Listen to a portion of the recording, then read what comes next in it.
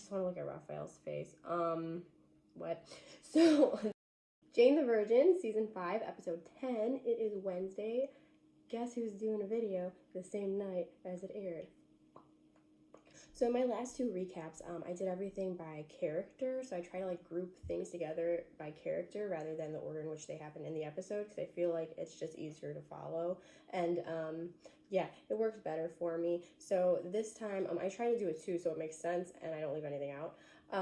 But this time I'm gonna start with Petra. So last week, you know, JR got a job offer in Houston. So for like immigration. So this episode, she heads to Houston and she and Petra keep playing phone tag, and Petra admits to Jane that she's like terrified of a long distance relationship. But a few days later, JR comes back and she says that she got the job in Houston, and on the way back, she also got a job offer that didn't even require an interview for a position with Florida Immigration. And it turns out Petra lets her know that it was because Petra put in a word for her because she makes, you know, donations to various charities and was able to put a word in for her. So this is very upsetting to JR, and she says, you know, I wanted a girlfriend, not a headhunter. And she's kind of upset that, you know, Petra went ahead and did that behind her back. Later on in the episode, Petra and JR chat, and JR admits that she really liked the idea of starting fresh in Houston, and that was very, very appealing to her. And so Petra says that, okay, like, let's try a long distance relationship then. And JR lets her know that, like, she's been having a lot of trouble dealing with the past, and every time she sees Petra, she's like reminded of all the past, you know, trauma and all the like big upset, and so she would rather like go and start over where nobody knows her, and she can start fresh and they, you know, just forget about the past year. And she breaks up with Petra. So then it's very sad. Petra, I was not happy with that, but I get it. And I also kind of wondered, no shade, like how long they were going to be able to keep Rosario Dawson on there. But I did enjoy her. I don't know, maybe she'll be back. But anyway, she left Petra, and Petra shows up at Jane's house crying, and in a way that I've never seen Petra cry, like that character cry. And I was like, oh my God, it was very heartbreaking. I felt so bad. And she asked if she can stay the night, and then they did us so dirty. And I knew, but I didn't want to know. I knew. So at one point in the episode, how do I explain this? In one point in the episode, they show like flashes of clips to explain something that's going on with Mateo. And at one point, there's Jane holding up a big rock, okay, like a big engagement ring. And they're like, spoiler alert. And I was like, no. Like, I was like, I don't know, that would be funny because all the pictures already came out. And again, we don't know what those pictures meant. It could be anything in the Jane the Virgin world. But I was like, are they really going to make it that easy for us? And I was like, no, it's something else. It's something else. She found a ring and she's like, what? Cough attack. I'm still getting over that cold. We find out later on in the episode that Petra was actually going to propose to JR, and that's what the ring was. So I hope I could piece that together. So Louisa is back in this episode, of course, and it starts off with Bobby shady ass dropping her off at Raphael's apartment so that she could apologize. But Raphael was like, yes, save it. I've seen your signatures all over the paperwork. I know you're up to something. You were working with Rose, blah, blah, blah. Louisa maintains that she did not sign the paperwork. She was not, like, in communication with Rose. She's not working with Rose, blah, blah, blah. Raphael says, too bad, can't trust you. He's not in a trusting mood anymore this season. He's just not. He's over it. He's over everybody. So just... he's over it. So he shuts the door in Louisa's face. Louisa goes back to the car where Bobby is hanging out. Does Bobby have a job? Okay. What's happening? Where do these people get money? Like, nobody ever works. Bobby convinces her to talk to Rose about the situation to figure out, like, what happened and to, like, help her get back in, like, with Ref. And so Louisa's punk ass goes and talks to Rose, like always, and says, hey, I need you to help me prove to my brother that I didn't sign these papers and blah, blah, blah. And Rose is like, yeah, I'll do whatever, but just so you know, you did sign those papers. So it turns out, like, a year ago when they were on a boat or a yacht or a submarine or something, they were drunk and Louisa was being insecure about their relationship, and to like prove whatever to Louisa, Rose said, look, I'm going to sign over all my money to you. So they fill out the paperwork, because you know you just have that on hand when you're drinking on a submarine or yacht or spaceship. They filled out the paperwork, and what do you call it, they gave Louisa all of Rose's money. And then, you know, I guess eventually that gets like seized and whatnot, like you do. And we find out also that Rose covered for Louisa because her name was all over that money and she didn't get in trouble. Rose did. So Rose covered for her because she loves her, and that's what you do. Speaking of things that you do for people you love, Rose tells Louisa about Bobby. So she's like, I even sent Bobby to look after you. So if you want, go to Bobby. And yeah, Louisa kind of ditches her there. So nothing happens with Rogelio and Zoe this episode. So I'm just gonna kind of like lump them in with Jane, and it'll make sense. But Jane gets hired to write the pilot episode for The Passions of Steve and Brenda, and they want her to work with an experienced writer. So they bring on Dina, the head writer from Passions of Santos, that used to date Rogelio for a little bit. And they bring her back to work with Jane and tell her, like, you have to split the pay with her and kind of, like, work with her as a guide, and Jane agrees. So Jane and Rogelio meet with Dina, and Dina says that she will not deal with Rogelio. She only wants to deal with Jane. She will only talk to Jane. So Jane's cool with that too. She says like we'll figure it out. And but Jane is also trying to work on her next novel, which is like based on her life. So she goes to meet with her mentor, Professor Donaldson, aka Marlene. And Marlene is like super animated and like in this great mood, and she's like thrilled with Jane's chapters, and she's like really encouraging Jane to like move forward with this. And we find out that she has a lover who is in the industry, and she really wants to show Jane's chapters to her lover. They keep calling her lover.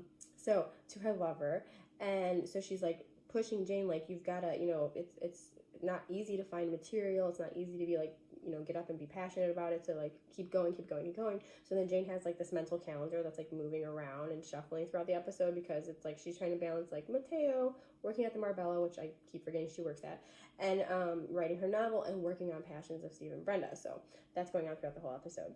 Raphael and Jane have to meet with Mateo's teacher, and while they're waiting to talk to her, he's doing that thing where he's just like making too much eye contact and staring too longingly and smiling and being overly sweet, like when it's not necessary, about, you know, insignificant things. And it's like, who's talking to you like that? Why are you talking like that? For what?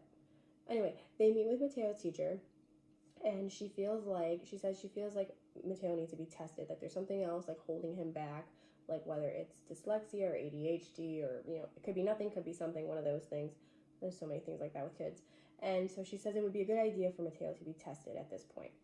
So when Jane and Raphael speak privately, she says that she is all for it. She wants to do it. She wants to, you know, figure out how to help him if necessary. Like, what's the harm in testing him? If it's nothing, it's nothing. If it's something that can fix it, Raphael is against it. So against it. He gets pretty heated and says he's putting his foot down. He's against it, and he storms off. And because of that, Jane goes ahead and makes the appointment behind his back.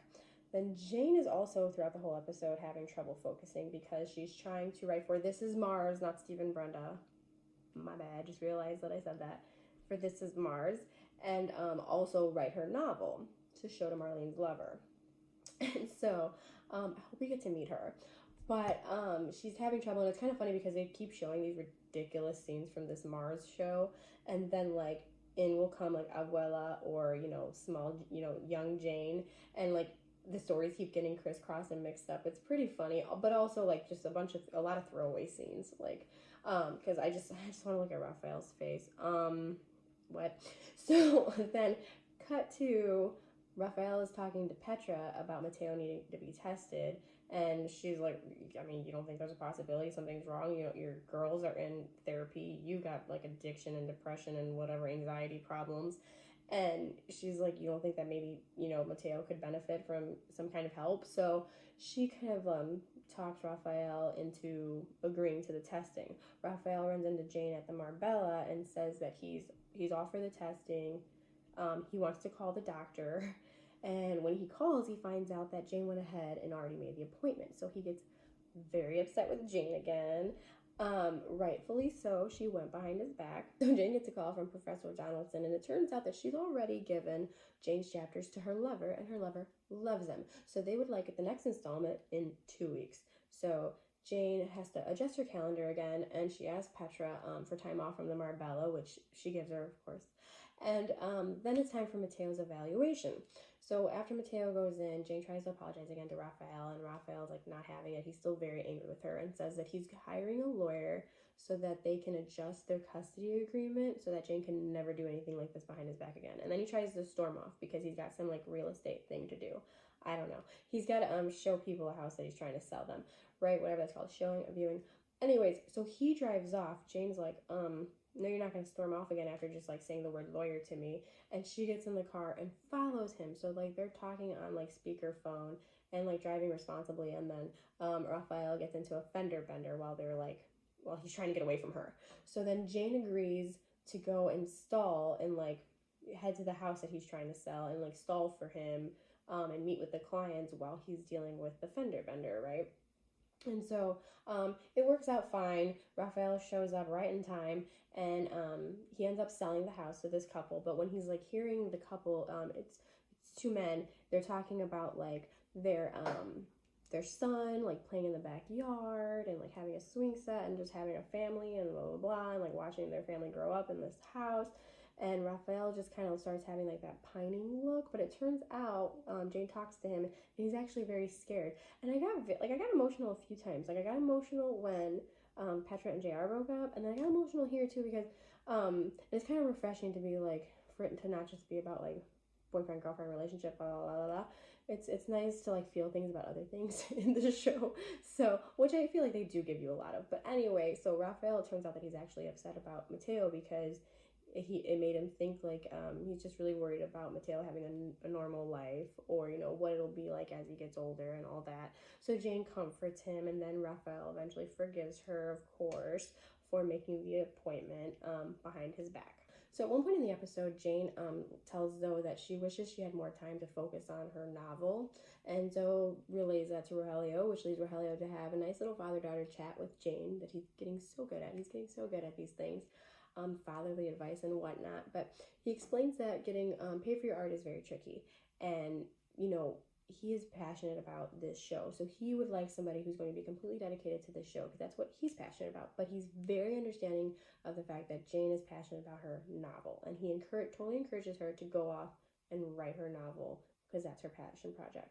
So it's decided that Jane will no longer be writing for This Is Mars, and she's going to write her novel.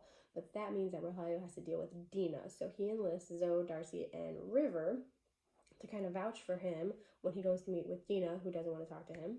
And they kind of vouch for him being a changed man. And then he like writes up this like contract about like how he'll be on his best behavior and blah blah blah, and then Dina agrees to work with Rogelio again. So they find out that Mateo in fact does have ADHD, and Jane has a really hard time with it. She's just very worried and upset and you know just worried, and so Rafael is being nice and comforting. It's a very nice scene, so there's that. Then Jane speaks to Zoe about amending their parenting agreement or their custody agreement, and she says she's fine with amending it because what she did was wrong, but she just has a really hard time with planning for a future where she and Rafael aren't together. I was like, me too, so don't do that. So what I left out of Luisa's portion is that while she's talking to Rose makes a comment like about her constantly trying to claw her way into Rafael's life and get his acceptance and approval, while Rose is sitting right there, you know, just waiting to love her unconditionally. So Luisa's like, yeah, no way, girlfriend. And she leaves. Well, sure enough, she calls Rafael to try to apologize and explain, and he just shuts her down, turns her away, hangs up the phone. So that leaves us with the end of episode 10, where Luisa goes to Bobby's condo or whatever that is and says, yep, I'm in. What does Rose need? I'm at a loss because what does she need? Is she trying to get out of jail? What is she gonna need from Jane and Rafael? That's what I'm curious about. Like, okay, you want to get out of jail? Do you, boo? But what else is gonna happen here? I'm like, I don't even know. I don't even have any idea. So there's that. Oh, and Jorge and Alba are on their honeymoon, so they're not really in this episode.